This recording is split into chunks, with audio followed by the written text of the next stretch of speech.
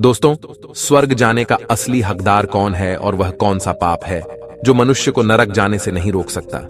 आज एक धार्मिक कथा के माध्यम से हम आपको बताएंगे कि पूजा पाठ, दान, धर्म आदि प्रकार के करोड़ों पुण्य करने के बाद भी मनुष्य नरक में क्यों जाता है और अत्यधिक पाप करने पर भी किस पुण्य के लिए मनुष्य को स्वर्ग की प्राप्ति होती है। तो चलिए शुरू करते हैं। दोस्तों, मध्य देश की बात है। एक ही समय पर 5 मनुष्यों की मृत्यु हो जाती है और वे सभी यमलोक में पहुंच जाते हैं। यमलोक का दृश्य देखकर वे भयभीत हो जाते हैं। विशाल काय आकार वाले यमराज सुवर्ण से बने सिंहासन पर विराजमान होते हैं। उनके पास चित्रगुप्त बैठे हैं, जिनके पास सभी प्राणियों का लेखा जोखा रखा हुआ है। यम के दूत प्राणियों को आगे धकेल रहे हैं। कुछ मनुष्य जोर जोर से विलाप कर रहे होते हैं तो कुछ मनुष्य अत्यंत प्रसन्न होकर चल रहे होते हैं। स्वर्ग के द्वार से सुंदर प्रकाश दिखाई पड़ रहा होता है तो वही नरक के द्वार से धधकती हुई अग्नि की ज्वालाएं दिखाई पड़ रही होती है। इस भयानक दृश्य को देखकर वे पांचों एक दूसरे से बात करने लगते हैं और अपने अपने पाप के विषय में चर्चा कर रहे होते हैं।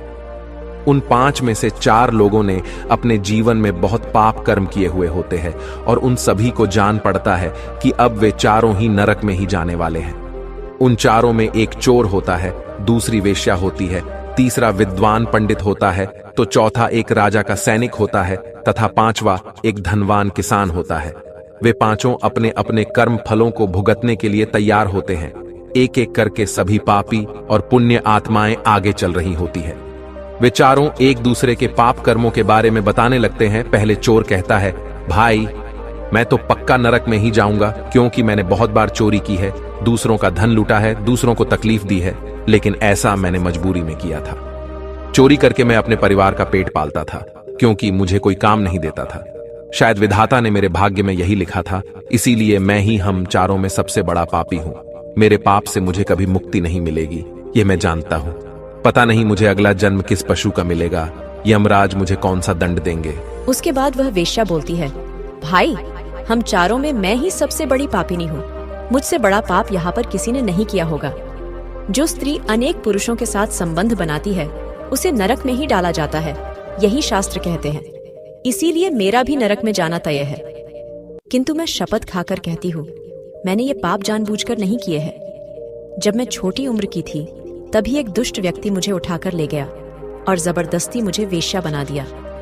मैंने ना चाहते हुए भी कई पुरुषों से संबंध बनाए हैं। मेरे पास जीवित रहने के लिए यही एक उपाय बचा था। मैं करती भी तो क्या करती। मेरे पास इतनी शक्ति नहीं थी कि मैं उस दुष्ट पुरुष से लड़ सकूं। पता नहीं किस पाप के कारण मुझे इस जन्म में वेश्या बनना पड़ा और न जाने आगे मुझे किस पशु के रूप में जन्म लेना पड़ेगा। मेरे पाप से यह जान पड़ता है कि मैं भी पक्का नरक में ही जाऊंगी। उसके बाद वह सैनिक बोलने लगता है, भाई, हम चारों में सबसे बड़ा पापी तो मैं ही हूं। मैंने बहुत बड़े पाप किए हैं। मैं राजा का सिपाही था, इसीलिए मैं लोगों पर जोर जबरदस्ती करता था। मैंने कितनों के प्राण लिए हैं, न जाने कितने मासूम लोगों को सताया है, न जाने कितने निर्दोष लोगों को मेरे हाथ से दंड मिला है। यमराज मुझे कभी क्षमा नहीं करेंगे और मैं निश्चित ही नरक में ही जाऊंगा। लेकिन मैंने ये सभी पाप जानबूझकर नहीं किए हैं। अपने प्राणों के भय से और परिवार के पालन पोषण के लिए मुझे ये पाप करने पड़े हैं। हमारा राजा जो कहता था उसका पालन हमें करना पड़ता था। राजा के विरुद्ध भला कोई साधारण मनुष्य कैसे जा सकता है। ये सभी पाप करते हुए मुझे अत्यंत दुख भी होता था और मैं जानता था कि ये पाप करने से मुझे नरक की ही प्राप्ति होगी। किंतु परिवार के मोहवश होकर मैंने ये काम किया है। लेकिन पाप तो पाप होता है। पाप करके पश्चाताप करने का क्या फायदा। इसीलिए मेरा नरक में जाना तो तय है। उसके बाद वह विद्वान पंडित बोलता है, भाई, हम चारों में से सबसे बड़ा पापी तो मैं हूं। तुम लोगों ने जो पाप किए हैं वो जाने अनजाने में किए हैं, या किसी ने तुमसे जबरदस्ती करवाए हैं या मजबूरी में किए हैं। किंतु मैं तो विद्वान था। मैं सब सत्य असत्य जानता था। मुझे सच और झूठ का ज्ञान था, लेकिन फिर भी मैंने धन के लोभवश ये पाप किए हैं। शास्त्र कहते हैं कि जो सब कुछ जानकर भी पाप करता है वह निश्चित ही नरक में गिरता है। मैंने अपने ज्ञान का दुरुपयोग किया है। मैंने अपने ज्ञान का उपयोग लोगों की सहायता के लिए नहीं, बल्कि धन को कमाने के लिए किया है। मेरे घर की परिस्थिति अत्यंत गरीब थी। मेरे पिता भिक्षा मांगकर गुजारा करते थे, लेकिन मैंने अपने घर की गरीबी को दूर करने के लिए धन लेकर ज्ञान देने की चेष्टा की है। शास्त्र कहते हैं, जो विद्वान ब्राह्मण अपने ज्ञान का दुरुपयोग करता है उसे निश्चित ही नरक में जाना पड़ता है। मैंने लोगों को ज्ञान देने के बदले में उनसे धन लिया है, कभी किसी को मुफ्त में ज्ञान नहीं दिया। इसीलिए आप चारों में सबसे बड़ा पापी तो मैं ही हूं और मुझे ही नरक में जाना पड़ेगा।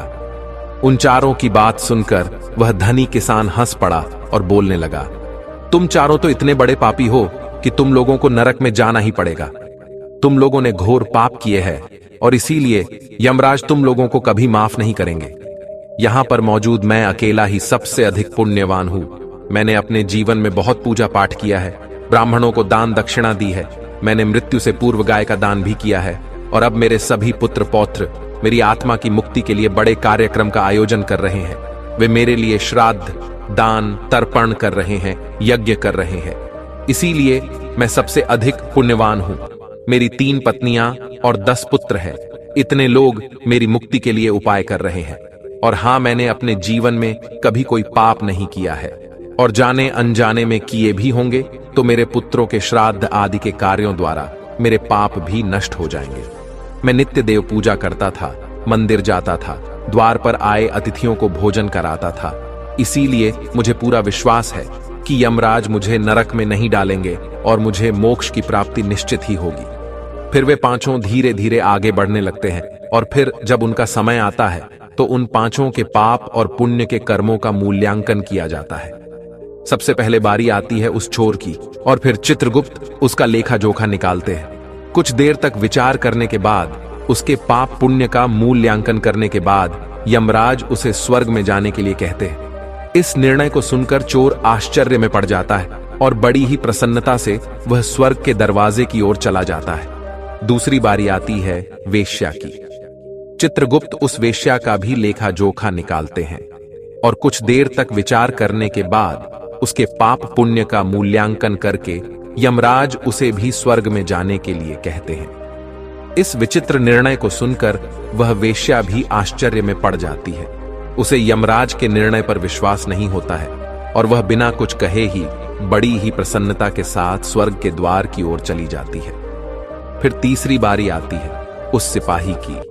चित्रगुप्त उसके भी कर्मों का लेखा जोखा निकालते हैं और कुछ समय विचार करके उसके पाप पुण्य का मूल्यांकन करके यमराज उसे भी स्वर्ग में जाने के लिए कहते हैं। इस निर्णय को सुनकर वह सिपाही भी सोच में पड़ जाता है और बड़ी ही प्रसन्नता के साथ वह स्वर्ग के द्वार की ओर निकल जाता है। फिर चौथी बारी आती है उस विद्वान ब्राह्मण की। चित्रगुप्त उस ब्राह्मण के कर्मों का लेखा जोखा निकालते हैं और कुछ देर तक विचार करते हैं। फिर यमराज उस ब्राह्मण को भी स्वर्ग में जाने के लिए कहते हैं। फिर वह विद्वान ब्राह्मण विचार करता है, मैंने तो पाप किया है, फिर मुझे क्यों स्वर्ग में भेज रहे हैं। फिर वह भी मन ही मन प्रसन्न होकर स्वर्ग के द्वार की ओर चलने लगता है। उन चारों को स्वर्ग में जाता देख वह धनवान किसान बहुत दुखी और क्रोधित हो जाता है। वह सोचने लगता है कि ये कैसा न्याय है, इन पापियों को स्वर्ग जाने का मौका मिल रहा है, फिर मैंने जो पुण्य के काम किए हैं उनका क्या। पापी और पुण्यवान एक ही जगह पर डाले जाएंगे तो पुण्य करने का फायदा ही क्या। फिर उस धनवान किसान को यम के दूत जोर से धकेल देते हैं और कहते हैं, अरे पापी, तू आगे चल, तुझे नरक में डाला जाएगा, यमराज तुझे माफ नहीं करेंगे। यह सुनकर वह धनवान किसान भयभीत हो जाता है और कहने लगता है, मैं तो स्वर्ग में जाऊंगा, मैंने कोई पाप नहीं किया है। फिर वह धनवान किसान यमराज के सामने आकर खड़ा हो जाता है। चित्रगुप्त उसके कर्मों का लेखा जोखा देखते हैं और उसके पाप पुण्य के कर्मों का मूल्यांकन करते हैं तो उसके पाप का पलड़ा भारी हो जाता है और यमराज उस धनवान किसान को कहते हैं, अरे दुष्ट, तूने तो बहुत बड़ा अपराध किया है, तू तो नरक में जाने के ही योग्य है। इतना सुनते ही वह किसान थर थर कांपने लगता है और यमराज से कहता है, हे धर्मराज, यह अन्याय है, मैंने तो जीवन में कोई पाप नहीं किए हैं और पुण्य ही किए हैं, आप मुझे नरक में क्यों डाल रहे हैं। और मुझसे पहले जो 4 लोग गए थे वे तो घोर पापी थे, उन्होंने बड़े बड़े पाप और अपराध किए हैं, उन्हें तो आपने स्वर्ग में डाल दिया है। आप ऐसा अन्याय मेरे साथ क्यों कर रहे हैं। अगर ऐसा अन्याय होगा तो भले कौन सा मनुष्य धरती पर पुण्य करेगा।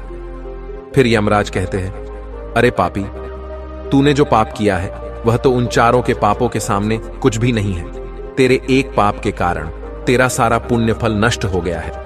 यदि तूने यह पाप नहीं किया होता तो तू स्वर्ग में जा सकता था, लेकिन तूने यह पाप जानबूझकर किया है, इसीलिए तुझे नरक में अवश्य जाना पड़ेगा। उस चोर ने तो मजबूरी में चोरी की थी, किंतु वह चोर दूसरों की भूख मिटाता था, गरीबों को दान करता था। उसने कभी किसी निर्दोष और गरीब व्यक्ति के घर चोरी नहीं की। उसके पुण्य कर्म उसके पाप से अधिक थे, इसीलिए वह स्वर्ग में गया। दूसरी जो वेश्या थी वह अपने मन से वेश्या नहीं थी, उसे जबरदस्ती डाला गया था और उस वेश्या ने केवल अपने शरीर को पीड़ा दी है, लेकिन बाकी कार्य तो उसने पुण्य के ही किए हैं। वह पशु पक्षियों को रोज दाना डालती थी, जानवरों की सेवा करती थी, इसीलिए उसका भी पुण्य पाप से बड़ा था। तीसरा, वह सिपाही था जिसने राजा के हुकूम का पालन किया था, किंतु उसने भी बहुत पुण्य के काम किए हैं। उसने कई बेसहारा लोगों की मदद की है, इसीलिए वह भी स्वर्ग में ही गया है। और चौथा, वह विद्वान ब्राह्मण था। उसने अपने ज्ञान का दुरुपयोग अवश्य किया है, किंतु वह नित्य गाय की सेवा करता था, दान धर्म करता था, इसीलिए उसके भी पुण्य पाप से अधिक थे और वह भी स्वर्ग में ही गया है। इतना सुनकर वह धनवान किसान बोलता है, हे धर्मराज, इन चारों ने जो भी पुण्य किए हैं वो तो मैंने भी किए हैं, बल्कि उनसे ज्यादा किए हैं। फिर भी मैंने ऐसा कौन सा पाप किया है जो मुझे नरक में भेजा जा रहा है। यमराज कहते हैं, हे दुष्ट, याद कर तूने उस अबला विधवा नारी पर गलत लांछन लगाया था कि उसने तेरे घर पर चोरी की है, और इसके साथ ही तूने उसके ऊपर कई अन्य गलत लांछन लगाए थे। उसे व्यभिचारिणी और वेश्या कहकर उसके चरित्र का हनन किया है, और राजा ने उसे सत्य समझकर उस अबला विधवा नारी को मृत्युदंड दे दिया था। हे पापी, मनुष्य ब्रह्म हत्या, चोरी, मदिरापान आदि प्रकार के घोर पापों से भी प्रायश्चित करके मुक्त हो सकता है, किंतु दूसरों पर गलत लांछन लगाने पर कोई प्रायश्चित नहीं है। जो दूसरों पर गलत आरोप करता है, सत्य जानकर भी दूसरों को झूठ कहकर उनके ऊपर दोष डालता है, वह तो सबसे बड़ा पापी है। उसके द्वारा किए गए सभी पुण्य नष्ट हो जाते हैं। इसीलिए तूने जितने भी पुण्य किए हैं वे सभी उस एक पाप के कारण नष्ट हो गए। फिर यमराज यमदूतों को कहकर उस पापी किसान को नरक ले जाने के लिए कहते हैं, और वह किसान रोता हुआ, विलाप करता हुआ नरक के मार्ग पर चलने लगता है। तो दोस्तों, इस प्रकार से धर्मराज ने कहा है, कभी किसी पर गलत आरोप नहीं करना चाहिए। सत्य जानकर भी असत्य का साथ नहीं देना चाहिए। जो दूसरों पर गलत आरोप डालता है उसे यमराज कभी क्षमा नहीं करता है। उम्मीद है आपको यह कथा पसंद आई होगी। वीडियो को लाइक जरूर करें और कमेंट में जय श्री कृष्ण अवश्य लिखें। साथ ही चैनल को सब्सक्राइब करें। आप सभी का धन्यवाद।